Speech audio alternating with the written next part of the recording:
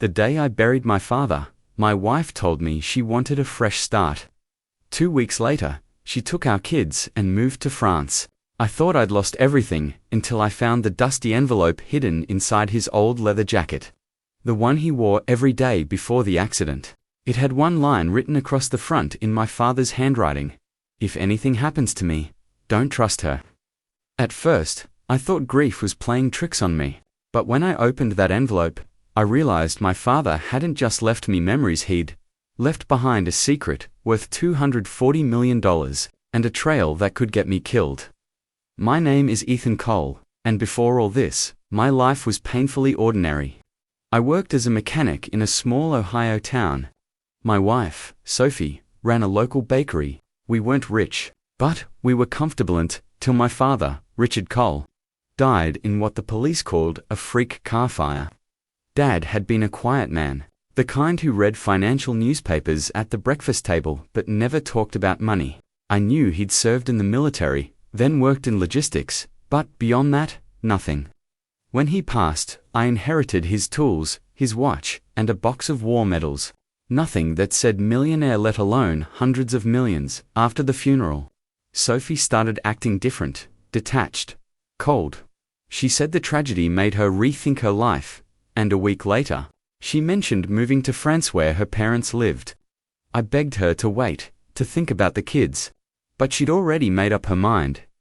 The day she left, she didn't even look back. I stood in the driveway watching the plane tracker on my phone, wondering how a marriage could end so quietly. A few nights later, I went into the attic, searching for a box of old photos. That's when I found Dad's jacket folded neatly on a chair under a tarp. The note was tucked into the inside pocket, along with a key on a tarnished gold chain. The key was engraved with a number, #173. No address. No explanation. Just that number and the warning not to trust Sophie. That night, I barely slept. My mind spun with questions. Why would my father mention her? What could he possibly have meant? The next morning, I took the key to the one place I hadn't been since I was a kid. Dad's old storage unit on the edge of town. I thought I was just chasing ghosts. But when I turned the key and opened the door, I realized my father had been hiding an entire life I never knew existed, one that Sophie might have known about all along. The metal door creaked as I pulled it up, and a rush of cold, stale air hit me. The unit looked like it hadn't been opened in years. Dust covered everything: old boxes, a rusted filing cabinet, and a safe bolted to the floor in the back corner. My heart started pounding. The key from my father's jacket matched the number on the safe, 173. I knelt down, slid the key into the lock, and turned. It clicked. Inside wasn't money or gold, but something stranger: a stack of black binders, a burner phone, and a sealed envelope marked Confidential RC. When I opened one of the binders, I expected old business papers or tax files. Instead, I found bank statements, offshore accounts, balances in the tens of millions, some as high as $80 million. The dates stretched back decades. My father hadn't just been saving money, he'd been hiding it. That's when the phone on the shelf buzzed. I froze. The screen lit up. Unknown number. I answered before I could think. Hello. A voice, low and tense, replied, Mr. Cole, you need to get out of that storage unit. Now. I looked around, my pulse thundering. Who is this? You have less than 10 minutes before they get there. Take the black envelope and leave. Don't go home. The line went dead. I grabbed the envelope, shoved the binders back inside, and ran. By the time I reached my car, a black SUV was turning into the lot. I ducked down, heart racing, as two men stepped out, both in suits, both scanning the row of units. I didn't wait. I started the engine and sped off. When I finally pulled over miles away, I opened the envelope. Inside was a letter from my father, dated 3 months before his death. Ethan, if you're reading this, it means I couldn't keep them away any longer. The money isn't what it looks like, it's leverage. I was part of a defense contract that went off the books. Billions disappeared, and I took a piece of it, not for greed, but to protect you. They'll come for it, and when they do, they'll use Sophie to get to you. trust no one. I read that last line over and over until it stopped making sense. They'll use Sophie to get to you. Did he mean she was in danger or that she was part of it? That's when I remembered something that made my blood run cold. 2 weeks before Dad died, Sophie had taken a quick trip to Chicago, said it was for her bakery supplier. But Dad's letter mentioned a contract meeting in Chicago the same week. It wasn't just coincidence. She'd known something. And suddenly, her fresh start in France didn't sound like a move, it sounded like an escape. I didn't sleep that night. Every sound outside made me flinch. Every passing car light painted the walls like ghosts of people I couldn't see. My father's letter sat on the table beside me. The edges crumpled from how many times I'd read it. They'd use Sophie to get to me. Or maybe they already had. I opened the black binders again, this time flipping through each page carefully. Some were written in code strings of numbers, random letters, but others weren't. There were wire transfers from banks in Switzerland, Monaco, and even the Cayman Islands. Every transaction ended with the same initials, SM Sophie Marie Cole. My chest tightened. It couldn't be her. It shouldn't be her. But the dates lined up perfectly. Some transfers were made during her supposed supplier trips. That's when I noticed something else. Each transfer memo listed the same phrase, Project Betrayal. I didn't know what it meant, but I had a feeling Sophie did. Before we continue, please subscribe to the channel and write in the comments about which country you're watching this video from. Enjoy the story. I needed answers, and I needed them fast. I drove to my father's lawyer, an old friend of his, named Peter Langford, who handled the will. Peter was in his 70s, quiet but sharp as ever. When I told him about the binders and the letter, his expression changed from confusion to pure fear. "Ethan, you weren't supposed to find that. What do you mean? He left it for me." He rubbed his forehead. Richard wasn't just a contractor. He was part of a private intelligence network, one that funded secret operations overseas. When he realized the company he worked for was laundering money through fake projects, he took evidence. That money was the proof. I felt sick. Proof of what? Peter's voice dropped to a whisper. That some of those projects involved arms deals with countries under sanctions. Project Betrayal was one of them. Your father tried to expose it, but someone on the inside got to him first. I leaned back, my pulse hammering. And Sophie? He hesitated, then sighed. Ethan, Sophie's maiden name isn't what you think it is. Her real name is Sophie Marchand. Her father was an executive for a French logistics firm, one your father was investigating before he died. I froze. You're saying she's connected to this? She's more than connected, Peter said quietly. She was probably sent to you. The room went silent except for the hum of the air conditioner.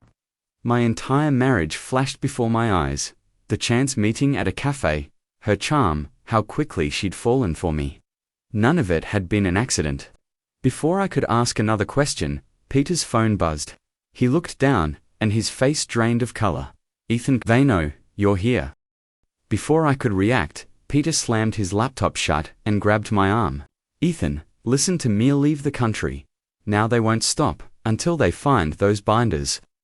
He scribbled something on a yellow notepad and shoved it into my hand. This is a name, Lucien Morel. He's in France. He worked with your father before everything went bad. He's the only one who can tell you what's really going on. I opened my mouth to argue, but the sound of screeching tires outside cut me off. A black SUV had pulled up. The same one from the storage unit. Go, Peter hissed, pushing me toward the back door. And Ethan, if you see Sophie, don't believe a word she says. I ran through the alley, my lungs burning, and didn't stop until I reached my car. Within hours, I was on a red-eye flight to Paris, clutching the black envelope like it was the last piece of my father I had left. The moment I landed, I could feel it. Someone was watching me.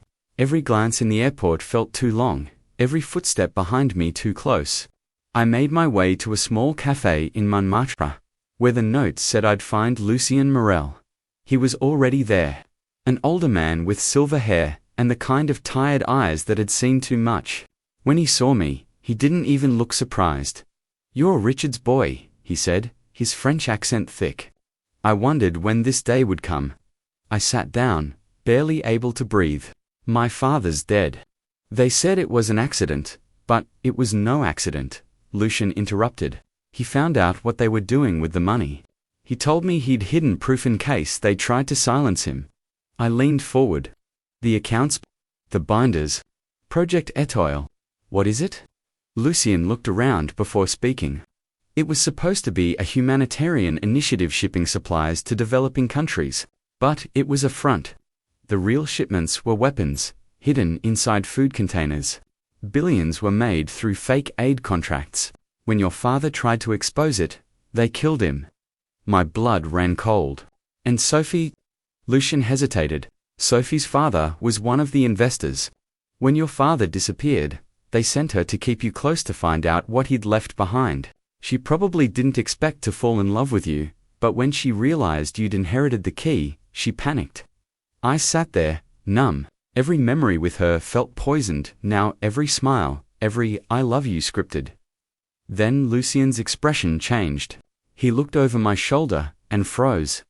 "Ethan," he whispered, "don't turn around." But I did, and standing at the entrance of the cafe, wearing a long beige coat and dark glasses, was Sophie.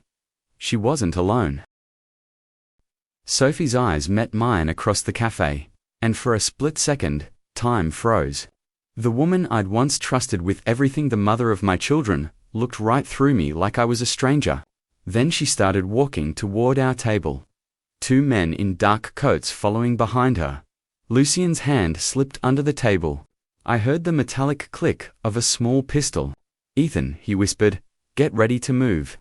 Sophie stopped 3 feet away. Her voice was calm, but her eyes betrayed panic. "You shouldn't have come here, Ethan. You don't understand what you're involved in." I clenched my fists. "Then explain it. Explain why my father's dead. Why you lied about everything?" Her jaw tightened. "Because your father wasn't the man you think he was," Lucian scoffed. "Don't listen to her. She's still protecting them." Sophie's eyes darted to him. "You think you know the truth, Lucian? Richard wasn't trying to expose Project Étoile, he was controlling it. He stole the money from his own partners. The accounts he hid. They were never meant to protect you, Ethan. They were his escape plan." My heart slammed against my ribs. I wanted to shout that she was lying, but deep down, a seed of doubt took root. Lucian stood up, gun aimed squarely at Sophie. "Don't twist it. He risked everything to stop you people." The cafe erupted in chaos. One of Sophie's men lunged for Lucian's arm. The other grabbed me by the collar. I swung my elbow back, shattering a plate and driving the shards into his forearm. He screamed, dropping me. Lucian fired once, the bullet hitting a bottle behind the counter. Glass exploded. Sophie shouted, "Stop, enough." And for a heartbeat, everyone froze. She looked at me, tears streaming now. "Ethan, listen to me. The accounts here's, they're real. But your father didn't take that money alone. He and my father did it together. When things went wrong, my father framed him to save me. I helped them cover it up. I thought I could protect you, but it's too late now."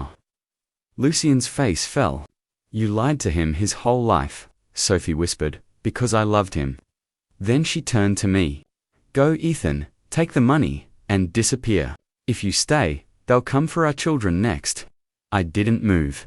I couldn't, but then I saw the red dot of a sniper's laser appear across her chest. "Down!" I yelled, diving forward. The shot shattered the cafe window, glass raining down as people screamed. When I opened my eyes, Sophie was on the ground, blood blooming through her coat. Lucian grabbed my arm, dragging me out the back exit. Sirens wailed in the distance. Hours later, I stood alone on a Paris rooftop, the black envelope in my hands. Inside was a single flash drive labeled Étoile, Truth. I plugged it into my father's burner phone. It wasn't money, it was evidence. Every offshore account, every arms deal, every name, including Sophie's father. Within days, the entire operation unraveled. News headlines spread across the world: Project Étoile exposed, billions frozen, arrests made, and yet None of it felt like victory. My father's secret had destroyed my marriage, cost Sophie her life, and turned our family into collateral in a war I never asked to fight. I used a portion of the recovered funds to set up a trust for my kids far away from France, far from me. The rest, I donated anonymously to rebuild what Project Oil had destroyed. Sometimes I still dream of that first note my father left me: if anything happens to me, don't trust her. He was right. But he was also wrong. Because in her final breath, Sophie whispered something I'll never forget. Your father wanted you to know the truth, even if it broke you, and it did.